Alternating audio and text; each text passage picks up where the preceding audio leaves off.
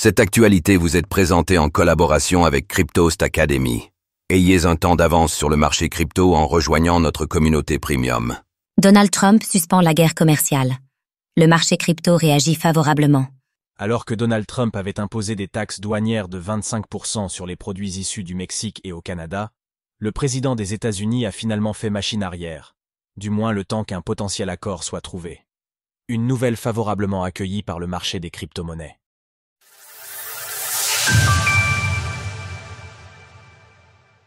Donald Trump fait machine arrière et suspend ses tarifs. Le mois de février débute sur les chapeaux de roue, et c'est le moins que l'on puisse dire. Ce samedi, Donald Trump annonçait l'introduction de ses tarifs, des taxes douanières de 25% à l'encontre des produits issus du Mexique et du Canada.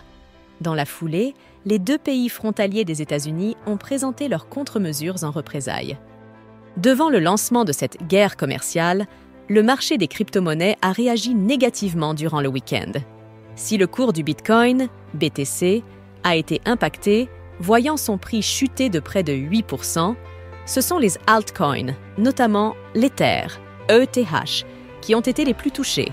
Cependant, ce lundi, un retournement de situation s'est produit. Sur X, le premier ministre canadien démissionnaire Justin Trudeau a annoncé s'être entretenu au téléphone avec Donald Trump. Les deux dirigeants auraient convenu d'une trêve, suspendant l'application des taxes douanières pour une période de 30 jours minimum, le temps de trouver un terrain d'entente. Le même accord a été conclu avec le Mexique. Nos équipes vont commencer à travailler aujourd'hui sur deux fronts, la sécurité et le commerce. Elles suspendent les droits de douane pour une durée d'1 mois. A précisé la présidente mexicaine Claudia Sheinbaum. Justin Trudeau a déclaré que le Canada renforcerait sa coordination avec son partenaire américain, en mettant en œuvre plusieurs actions pour lutter contre le trafic de drogue, notamment de fentanyl, et pour lutter contre l'immigration illégale aux États-Unis. De son côté, Claudia Sheinbaum a présenté des mesures similaires. Ces annonces semblent être en adéquation avec les attentes de Donald Trump. En effet, le président américain avait mis en place ces tarifs, car il jugeait que les deux pays frontaliers ne s'investissaient pas assez pour mettre un terme à ces agissements illégaux. Après avoir connu un week-end noir, le marché des crypto-monnaies retrouve des couleurs. Suite à ces déclarations, le marché des crypto-monnaies a réagi favorablement. Ainsi, le prix du Bitcoin flirte de nouveau avec la barre des 100 000 $, et celui de l'Ether est légèrement remonté à plus de 2 700 $. Sur les dernières 24 heures, le cours du Sol a grimpé de 5% et celui de l'ADA de près de 10%, tout comme celui du Ripple. En parallèle, les liquidations se sont calmées.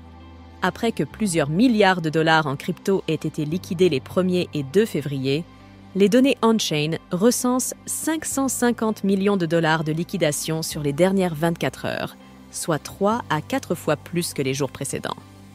Certains analystes pensent que si les tarifs venaient à être remis en place et à perdurer, cela pourrait avoir un impact positif sur l'adoption des crypto-monnaies, et plus particulièrement du Bitcoin.